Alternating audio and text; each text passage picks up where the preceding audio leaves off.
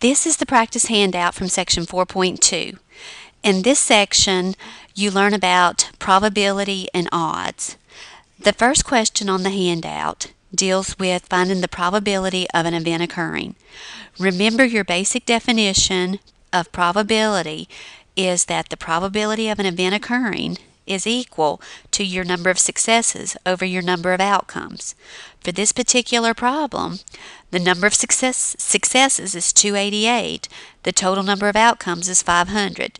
So you end up with 288 over 500, which in reduced form is 72 over 125. Remember that a probability can be expressed in one of three ways: a fraction, a decimal, or a percent.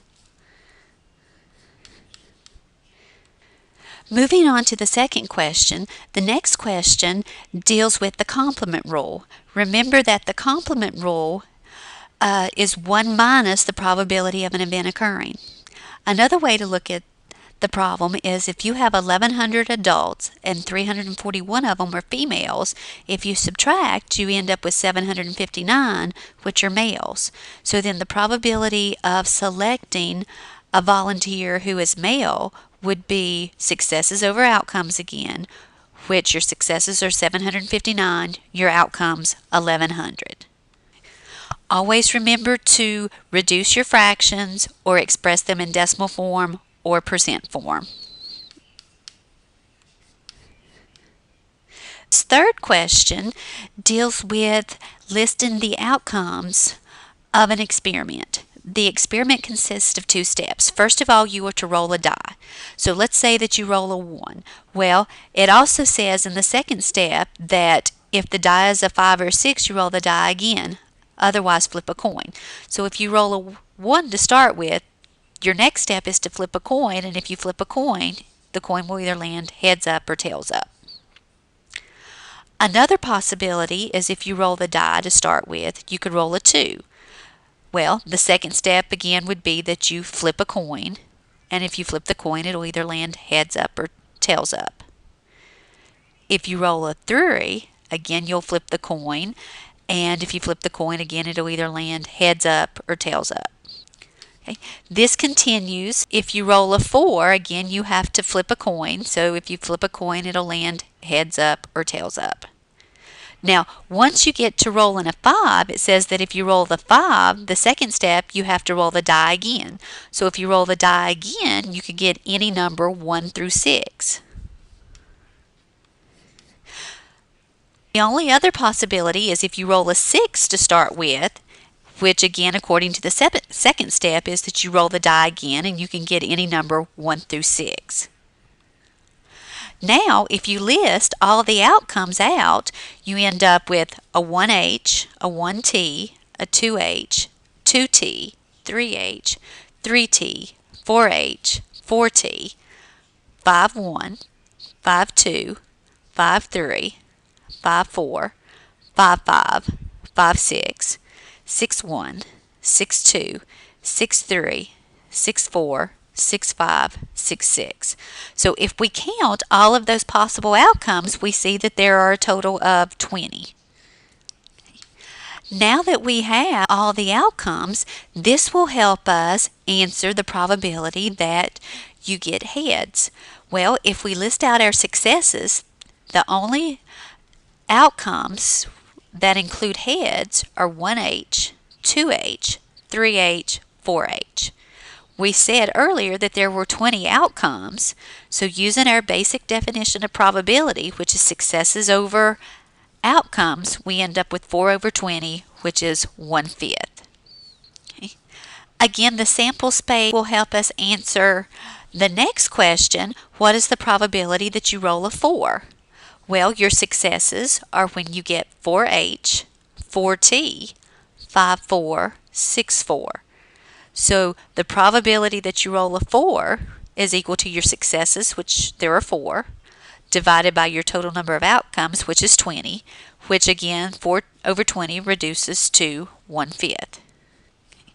This next question deals with odds. The odds that a company will declare a dividend at a at the annual meeting are 3 to 17. Keep in mind that odds in favor of an event is defined as your successes over your failures. So in this particular problem, there are 3 successes to 17 failures. Now, we're going to have to find the probability that the company will not declare a dividend. Remember, probability deals with the total number of outcomes. If there are 3 successes and there are 17 failures, then there are a total of 3 plus 17, which is 20 outcomes. So the probability that we would declare a dividend would be our successes 3 over our total number of outcomes 20. But we are asked to find the probability that we will not declare a dividend.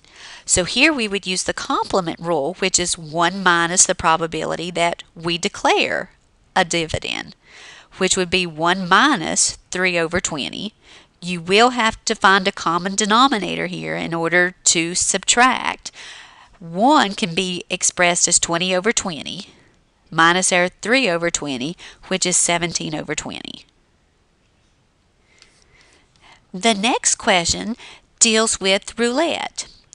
It says that there are 38 equally likely outcomes, but only 2, 4, 6 up to 36 are winning outcomes. So if we want to find the probability of winning when we bet on even, again, since we're finding probability, the definition is successes over outcomes.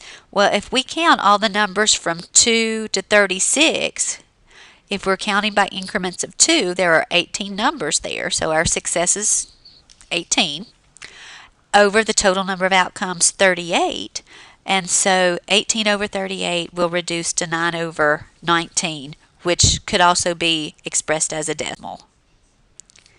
This next question deals with finding the probability that you'll win a game given that the odds in your favor are 4 to 9.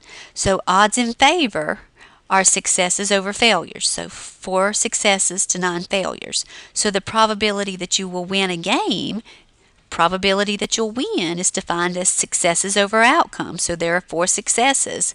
Together, 4 plus 9 gives us 13 outcomes.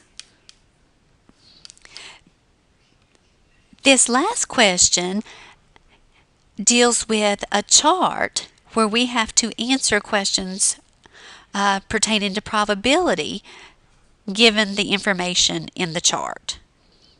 The first question is to find the probability that a person is selected who is employed. To answer this question, we need to add up all of the people employed. So we would add the 11.2 plus 10.3, which is 21.5. That'll give us our successes. To get the total number of outcomes, we add up all the numbers in the table, which will give us 24.5. So again, to find the probability, we're using that definition, successes over outcomes. And so we end up with 43 over 49 in fraction form. The next question deals with finding the probability that the person is male. So again, we have to add up the number of males surveyed, which 11.2 plus 1.6 will give us 12.8. That's out of the total number of outcomes, which we found to be 24.5 in the previous problem. Okay. The last question asked us to find the probability of selecting someone who is employed and male. So a success here would be picking an employed male. So if we look at the table, we see that there are 11.2 employed males over our total number of outcomes, which is 24.5. That will reduce to 16 over 35.